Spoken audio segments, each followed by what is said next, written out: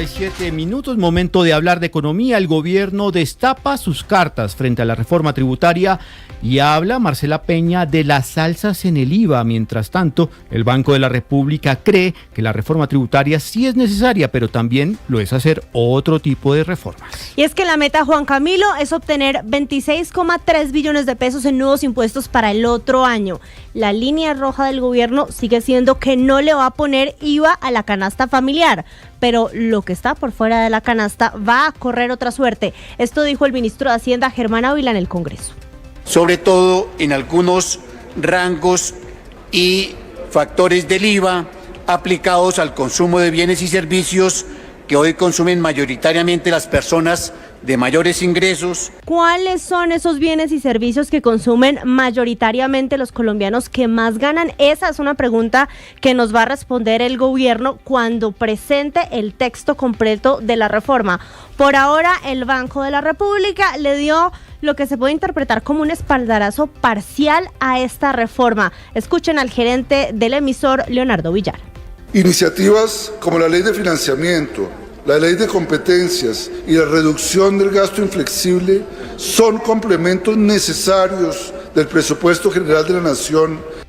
Y es que para Villar la situación de las finanzas públicas es crítica, tanto que no tomar los correctivos necesarios representa un riesgo para la sostenibilidad fiscal y para la estabilidad macroeconómica y la estabilidad también del país.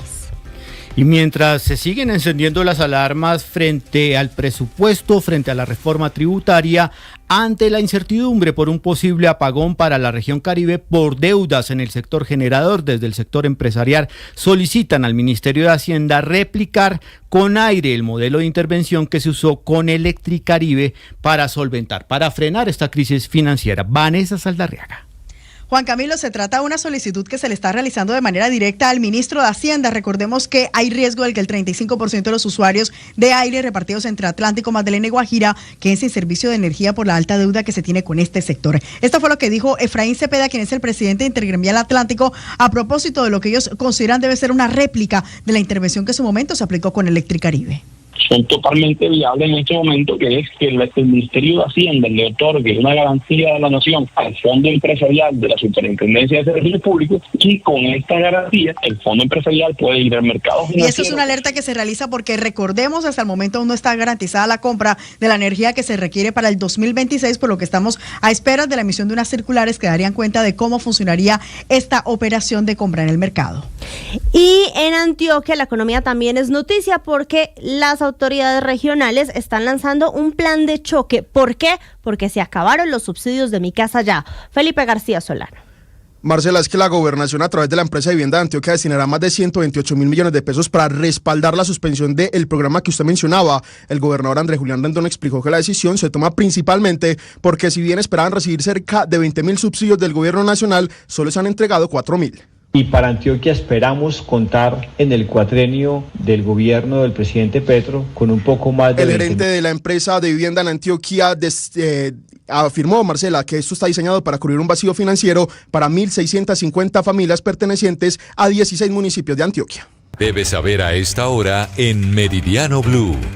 A la 1:43 p.m, usted debe saber que el ministro de Defensa, Pedro Sánchez, radicó en el Congreso 4 proyectos de ley con los cuales busca, entre otras cosas, modificar la regulación de armas y explosivos en el país, crear una agencia parecida a la NASA pero a la colombiana y darle funciones de policía judicial a integrantes de la Armada en alta mar. Además, la fuerza pública hoy está de lleno en una mega operación para controlar el crimen en el país. Estamos hablando de la operación Perseo 2. ¿En qué consiste? Ya nos va a contar Felipe García. Más de 300 soldados con entrenamiento especializado acompañados por un componente de la policía desembarcaron en inmediaciones de los corregimientos de Huicitó y San Juan del Micay en el municipio de El Tambo, Cauca. Estos sectores son considerados retaguardia estratégica de criminales de la estructura Carlos Patiño de las disidencias de las FARC, uno de los grupos criminales armados más activos y peligrosos de la región. La operación denominada Perseo 2 busca reforzar la seguridad, consolidar el control territorial e incluso neutralizar la amenaza que está esta organización representa para las comunidades rurales en el departamento del Cauca. El despliegue militar se ejecuta con apoyo aéreo y terrestre. Helicópteros UH-60 Black Hawk realizan inserciones y movimientos tácticos. Vehículos blindados avanzan en corredores viales clave. Aeronaves no tripuladas y artillería complementan las maniobras ofensivas que llevan a cabo las tropas en tierra. El objetivo es golpear las capacidades logísticas y de movilidad de esta estructura al tiempo que se protege a la población civil. Justo en medio de la operación Perseo 2, el ejército localizó y destruyó más de 20 minas antipersonales exactamente en la vereda Honduras de ese municipio en el Tambo, en el departamento del Cauca. Felipe, gracias. Y una historia bien complicada es la que les vamos a contar a continuación. 150 jóvenes víctimas del conflicto armado decidieron irse para el ejército. ¿Pero por qué? Porque estaban huyendo de otros grupos armados, más bien de grupos armados al margen de la ley, que los querían reclutar. Danilo Arias. Sí, Marcela, y es que en diálogo con Blue Radio, la Cuarta Brigada del Ejército Nacional reveló que de los más de 2.800 jóvenes que han ingresado al ejército este año, hay 150 que han sido víctimas de desplazamiento forzado y que han ingresado como una alternativa para escapar del reclutamiento forzado y la violencia que enfrentan en sus territorios. Estos casos se han reportado principalmente en Antioquia y Chocó, en zonas vulnerables que están bajo la jurisdicción de esta unidad militar. Al respecto, el teniente coronel Luis Felipe Prieto, el comandante de la Cuarta Zona de Reclutamiento. En este contingente tenemos una meta de incorporación de 1.570 hombres y mujeres. Pues tenemos conocimiento y sabemos que los grupos al margen de la ley también ofrecen o dan ofertas allá a los jóvenes. Desde la Cuarta Brigada explicaron que se han implementado nuevos beneficios para brindar más oportunidades a los jóvenes y evitar que estos sean seducidos por grupos armados, especialmente como el Clan del Golfo, Marcela. Danilo, gracias. Hablemos ahora de política, porque de cara a las elecciones de 2026, Blue Radio conoció el caso de una colombiana en Estados Unidos a la que le dijeron que no tenía cupo para hacer el trámite de inscribir su cédula en ese país y participar de las elecciones del próximo año. ¿Qué responde la Cancillería? Caterina Ávila. Blue Radio conoció la denuncia de Mónica Charri, colombiana que vive en Charlotte, Carolina del Norte, y acudió al Consulado Móvil de Atlanta para inscribir su cédula y poder votar en las elecciones de 2026. La respuesta que recibió fue negativa. Me acerco allá al lugar donde estaban radicados para escribir la cédula con otras personas que me acompañaban.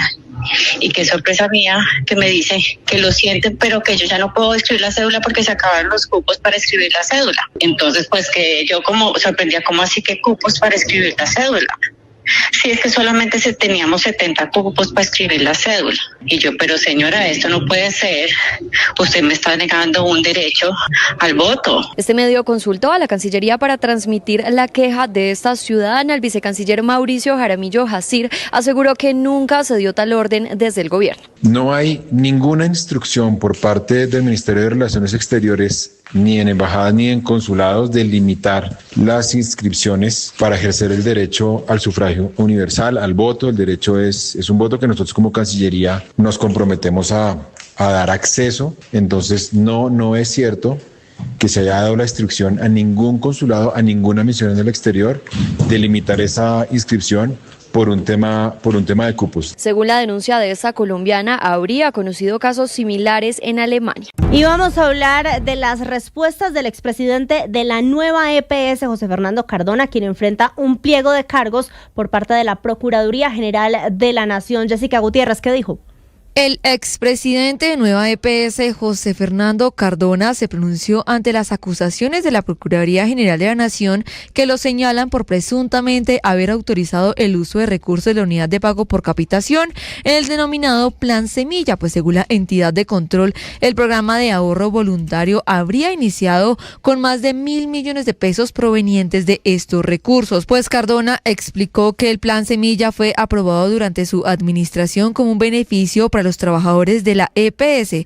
El esquema consistía en que la empresa aportaba 6 días de salario por cada 12 días de ahorro voluntario anual realizado por los colaboradores. Pues Cardona recordó que de acuerdo con la normativa de la EPS puede destinar hasta el 10% de los recursos de la UPC a gastos administrativos y que durante su presidencia Nueva EPS destinó el promedio de 3,7%. Finalmente, el exdirectivo manifestó además que se enteró de la imputación recientemente presidente al ser notificado del auto de la Procuraduría, donde dejó constancia que no había sido informado de manera oportuna y por tanto no pudo presentar su versión en etapas previas al proceso.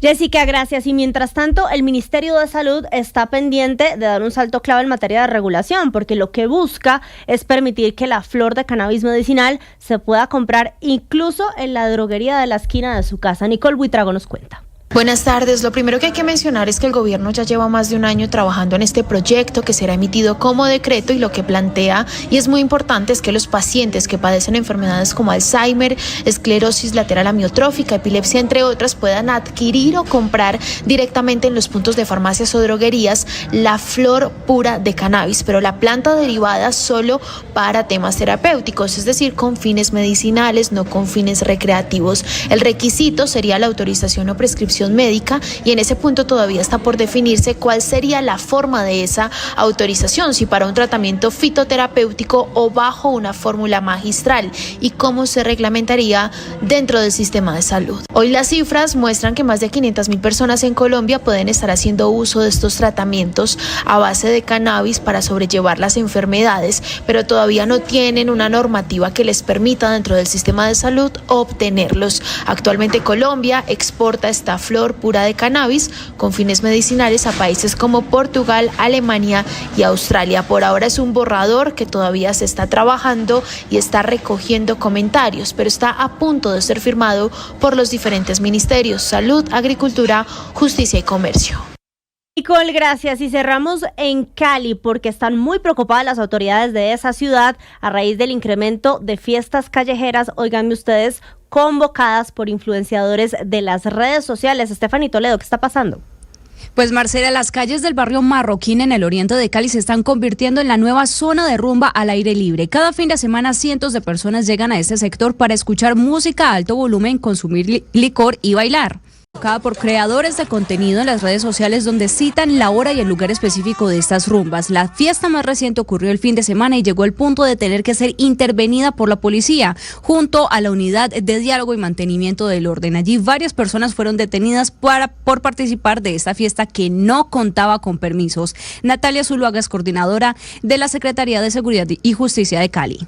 Esto pasa no este fin de semana, no pasó, digamos, de forma autónoma. Estas son fiestas sin permiso que pasan de forma natural. Las autoridades reiteraron que estos espacios deben ser dialogados con la comunidad para evitar mayores afectaciones, según las autoridades en Cali. Marcela.